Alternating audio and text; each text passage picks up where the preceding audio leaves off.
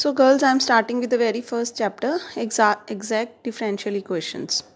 So exact differential equations क्या होती हैं? A differential equation of the form m dx plus n dy, where m and n are functions of x and y, is said to be exact if there exists a function u of x and y such that m dx plus n dy is equal to du. That means this is exact derivative of u. For example, अगर हम y dx plus x dy equal to 0 लिखते हैं तो we know that y dx plus x dy is differential of x y. So for this m dx plus n dy we are able to find u which is equal to x y, so that this is an exact differential equation. So there is one more example. अगर आपके पास है cos x sin y dx plus sin x cos y dy equal to 0. So this is again an exact differential equation because we can find a function u is equal to sin x sin y. इसका अगर आप derivative करोगे तो clearly you will get sin का derivative cos. So cos x dx into sin y plus sin y का derivative cos y dy into sin x. So first theorem is if m n partial derivative of m with respect to y and partial derivative of n with respect to x are continuous functions of x and y, then a necessary and sufficient condition for m dx plus n dy equal to 0 to be an exact is that partial derivative of m with respect to y should be equal to partial derivative of n with respect to x. If the condition is satisfied, solve the equation. So अब होता क्या है, जब हमें कोई equation दी होगी M D x plus N D Y type की और हमने चेक करना है कि whether it is an exact equation or not, तो कई बार ये इतनी कॉम्प्लिकेटेड इक्वेशन होती हैं that we are not able to find this function U. So उसके लिए हमने एक कंडीशन डिराइव की हुई है that what we will do, we will just check this condition. We will just check this condition. If this condition is satisfied, that means the given equation is an exact differential equation. So इस theorem का proof important है, paper में आता है. But before discussing the proof, let me first discuss examples with you. So see, this is a question. Solve this equation. So what we will do, we will compare this equation with m dx plus n dy equal to 0. So इसका मतलब m की value क्या हो गई, ये हो गई m की वैल्यू जब हम इसको कंपेयर कर रहे हैं m D x plus N D y से, एंड ये हो गई आपके पास n की वैल्यू. So now we will find partial derivative of m with respect to y. So partial derivatives आपको आते हैं फाइंड करने. x will be treated as constant, so इसका 0 हो गया. This is 4x minus 2y. And partial derivative of n with respect to x करेंगे तो ये आ गया 4x minus 2y. y will behave as a constant. So now partial derivative of m with respect to y is equal to partial derivative of n with respect to x. That means this equation is exact. तो हमारा check हो गया. अब हमने इसका solution find करना है. सो देखो सॉल्यूशन कैसे फाइंड करते हैं हम. We integrate m with respect to x taking y as constant and n की हम सिर्फ वही वाली टर्म्स इंटीग्रेट करते हैं which do not contain x, और उसकी इंटीग्रेशन होती है with respect to y is equal to c. तो ये आता कहाँ से, ये भी हम जब थ्योरम करेंगे तो you will get to know कि ये कैसे आता है. सो देखो अब यहाँ पे क्या बन गया, ये देखो m है ये 3x square plus 4x y minus y square minus 2. इसकी इंटीग्रेशन करनी है आपने with respect to x, so y will behave as constant. So 3x cube by 3 plus 4y is constant. x की इंटीग्रेशन हो गई x square by 2 minus y square is constant, so 1 की integration हो गई x minus 2 is a constant, so 1 की integration हो गई x plus n की हमने सिर्फ वही टर्म्स लेनी है जिनमें x नहीं है. सो ये टर्म नहीं लेंगे, ये टर्म नहीं लेंगे. We will take only 3y square plus 3 and we will integrate it with respect to y. So ये बन गया 3y cube by 3 plus 3y is equal to c. So इसको आप सॉल्व कर लोगे and this is your required answer. Similarly next question, next example, solve this equation. So consider compare it with M D x plus N D Y equal to 0. तो ये आपका m हो गया और ये आपका n हो गया. So partial derivative of m with respect to y करेंगे तो ये आ जाएगा इसका 0 e raise to power x y as it is into derivative of x over y with respect to y, तो ये बन गया minus x by y square. ऐसे ही ये n है, इसका डेरिवेटिव लेना है हमने विद रिस्पेक्ट टू x, तो यहाँ पे u इंटू वी रूल लगा के इन्होंने किया है and this is the answer. So you can see partial derivative of m with respect to y is equal to partial derivative of n with respect to x. That means this equation is exact. Now to find the solution, we will integrate this with respect to x. And यहाँ से the term not containing x, there is no term which does not contains x. So that means यहाँ पे कुछ भी नहीं आएगा. So आप देख रहे हो m की वैल्यू है 1 plus e raised to power x by y. So 1 plus e raised to power x by y, taking y as constant, इसको integrate करेंगे dx, plus since there is no term in n which do not contain x, so यहाँ पे आ गया आपका 0. 0 dy is equal to c. So 1 की integration x, इसकी integration e raised to power x by y into 1 over y, because y is a constant over here, is equal to c. So this is the answer. So same is the next. अब यहाँ पे इन्होंने combine नहीं किया हुआ, इसको अलग अलग किया हुआ, तो पहले हमें इसके M D x plus N D Y की फॉर्म में लेके आना है. सो यहाँ से ये वाली एक्स वाली डी एक्स वाली टर्म और ये वाली डी एक्स वाली टर्म को कलेक्ट करेंगे. So x minus y over x square plus y square and d y वाली terms y plus x over x square plus y square. So that this is m and this is n. Now we will differentiate m with respect to y. तो ये किया, ये answer आ गया. And n with respect to x, तो ये answer आ गया. So both are equal, so therefore equation is exact. Now to find the solution, इसको इंटीग्रेट करेंगे हम with respect to x, taking y as constant. And यहाँ पे we will take those terms which do not contain x. So y is the only term which do not contains x. So solution will be given by integral ये m वाली term as it is and plus Y D Y equal to C. So x की integration हो गई x square by 2 minus y is a constant 1 over x square plus y square 1 over y tangent inverse x over y plus y square by 2 is equal to C and hence this is the answer. Next example is solve cos x tangent y plus. So this is the question. So comparing it with M D x plus N D y. So ये वाली term आपकी m हो जाएगी और ये हो जाएगी n. So m को डिफ्रेंशिएट करना है with respect to y. So x will behave as constant and this is the answer. And n को डिफ्रेंशिएट करना है with respect to x, taking y as constant. This is the answer and you can see both are equal. So this equation is exact. Now to find the solution we have to integrate m with respect to x, taking y as constant, and terms of n which do not contain x. Since there is no term which do not contain x, so यहाँ पे आ गया आपका 0. So इसकी integration करनी है आपको. Tangent y is a constant as it is रहेगा. cos x की इंटीग्रेशन हो गई sin x plus again cos की integration sin of x plus y is equal to c. So this is the answer. Now next question, verify that the differential equation is exact and find its solution when y at 0 is equal to pi by 2. So the given differential equation is, this is the given differential equation. इसको compare करेंगे with M D x plus N D Y equal to 0. तो ये हो गया आपका m और ये हो गया आपका n. Now partial derivative of m with respect to y. Okay, x is behaving as constant and partial derivative of n with respect to x, y is behaving as constant.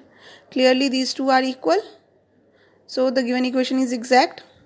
Now to find the solution, you will integrate m with respect to x, taking y as constant.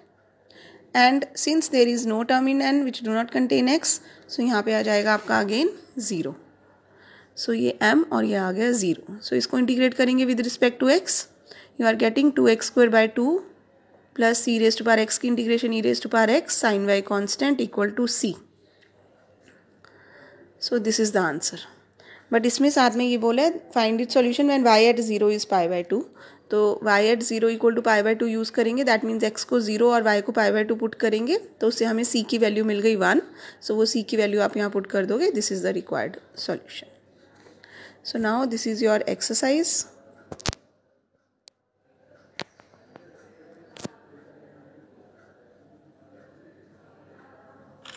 which you have to solve.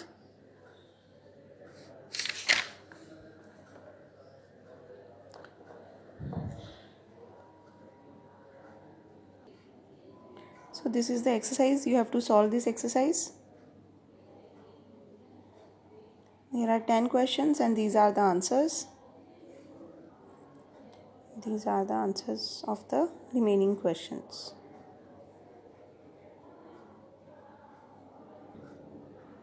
So now let us come to the theorem. So they have said that if mn, partial derivative of m with respect to y and partial derivative of n with respect to x are continuous functions of x and y. So that means this is given to us. Then a necessary and sufficient condition for m dx plus n dy equal. I am starting again. बीच में disconnect हो गया था. So I was saying that these are continuous functions is given to you. Then a necessary and sufficient condition for m dx plus n dy equal to 0 to be an exact equation is that partial derivative of m with respect to y is equal to partial derivative of n with respect to x. So this condition is necessary as well as sufficient. And if the condition is satisfied, solve the equation. So सबसे पहले we will prove that this condition is necessary as well as sufficient.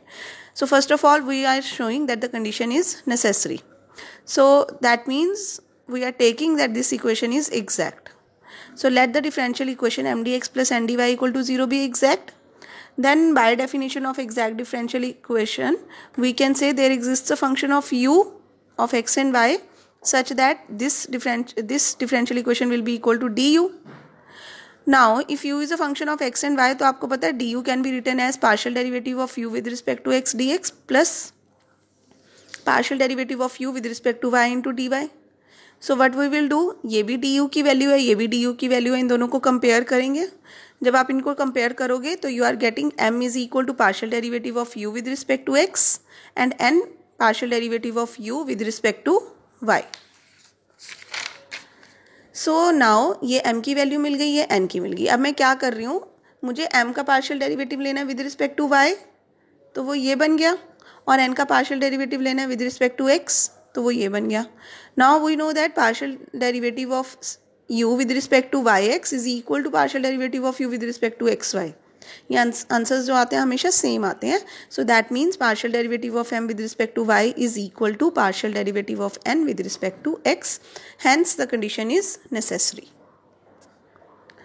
Now we have to prove that the condition is sufficient. So sufficient condition के लिए हम ये लेके चलेंगे, assume करके चलेंगे, और हमने प्रूव क्या करना है that m D x plus N D Y equal to 0 is an exact differential equation. So let this be true and we shall prove that this is exact. So उसके लिए हमने एक एग्जाम्पशन लिया है.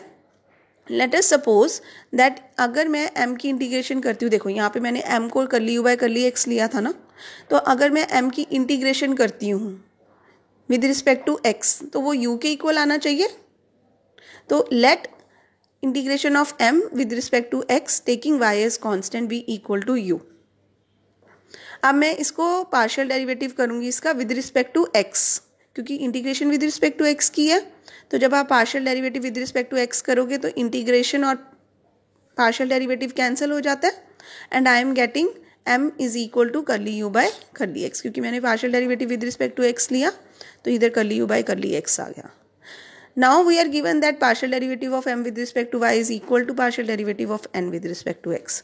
So अब मैंने इसका partial derivative with respect to y कर दिया और ये मेरे पास आंसर आ गया.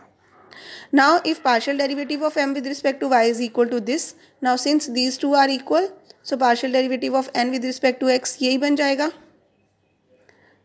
So अब मैंने क्या किया, ये yx था, इसको xy जस्ट किया, वो हम कर सकते हैं क्योंकि ये दोनों इक्वल होते हैं. Now I will integrate both sides with respect to x taking y as constant. क्योंकि ये x को हटाना है मैंने तो integration with respect to x करेंगे. So I will be getting n is equal to partial derivative of u with respect to y plus कुछ constant आना है, और वो जो कांस्टेंट होगा वो फंक्शन ऑफ y होगा because we have taken y as constant. So यहाँ से where f of y is a function of y. Now I have to prove that m dx plus n dy is exact. So ये m की value और ये n की value ये हम substitute कर रहे हैं. Now m dx plus n dy is equal to